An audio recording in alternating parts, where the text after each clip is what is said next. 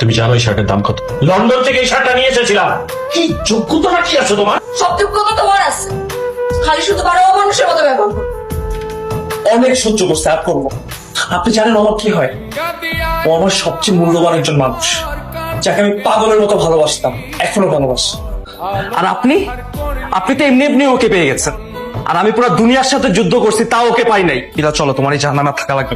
তোমরা ছেলেরা নিজেদেরকে কি মনে করো? হ্যাঁ, যখন মন চাবে আসবা, ভালোবাসবা, যখন মন চাবে ছেড়ে চলে যাবা। প্রেমের শুরুতে তো খুব মধুর মধুর কথা বলো, এরপর যখন বাস্তবতা সামনে চলে আসে তখন ক্যারিয়ারের দোহাই দিয়ে মেয়েদেরকে ছুঁড়ে ফেলে চলে যাও। একবার চিন্তা করছো যে ওই মেয়েটার উপর দিয়ে কি যায়, মেয়েটা কিভাবে বাঁচে? 3 বছর আগে তোমার সব কথা আমার শোনা শেষ। তুমি তো এই ভাগ্যের উপর আমাকে ছেড়ে চলে গেছিলা, এখন এই ভাগ্য নিয়ে আমার সারাটা জীবন বেঁচে থাকতে হবে। কখনো আমার চোখের সামনে আসবে না। এই ছেলে যে তোমার এক্স বয়ফ্রেন্ড, সেটা তুমি আমাকে বলো না কেন? বলার প্রয়োজন মনে করিনি, কারণ ওটা আমার অতীত। ভাই আপনি শিখিয়েছেন, আমি তো কিছুক্ষণ আগে উপরে ছিলাম, এই মাত্র ভাই ঘর থেকে ঘটনা। ভাই খুশি আঙ্কেল আপনি এখন? মনে আছে সেদিনের কথা? আমি বড্ড ভুল করে ফেলেছি। সেদিন আমি আপনাকে কত অনুরোধ করেছিলাম যেন আপনি আমাকে একটু সময় দিন, কিন্তু আপনি, আপনার মতো বাবাদের কি সমস্যা জানেন?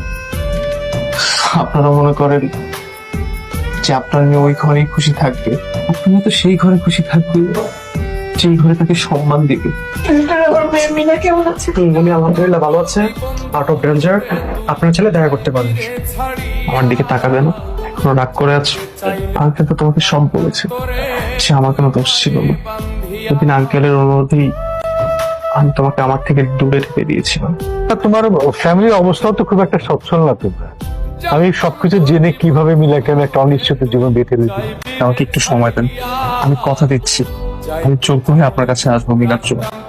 আচ্ছা, আর যদি হতে না পারেন তখন তোমার মেয়ের জীবনটাই শেষ হয়ে যাবে। আমি ওনাকে অনেক ভালোবাসি মাহির, তুমি নিজেও জানো আবেগ দিয়ে জীবন চলে না। আর তোমার কাছে আমার মেয়ে ভালো থাকবে না। আমি যার সঙ্গে নীলার বিয়ে ঠিক করেছি সে একটা কোটিপতি ছেলে, বিজনেস ম্যাগনেট, সম্ভ্রান্ত বংশের ছেলে। তুমি তার সাথে নিজেকে কোনোভাবেই কম্পেয়ার করতে পারবে না। আবেগ দিয়ে অনেক কিছু চিন্তা করা যায়, কিন্তু বাস্তবে রূপ দেওয়া টু টাফ। তোমার এই সম্পর্ক আমি কখনো মেনে নেব না। কিন্তু গত 2 বছর আমি একটা মুহূর্তের জন্য তোমাকে ভুলতে পারি না। সেদিন আমি তোমাকে যে স্টেশনে রেখে এসেছিলাম, আজ সেই স্টেশনে আমি তোমার জন্য অপেক্ষা করছি।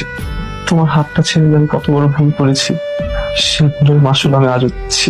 আর একটা বার আমাকে সুযোগ দিবে, এই জন্ম কেন, আমি অন্য কোনো জন্ম তোমার হাত ছাড়বো না।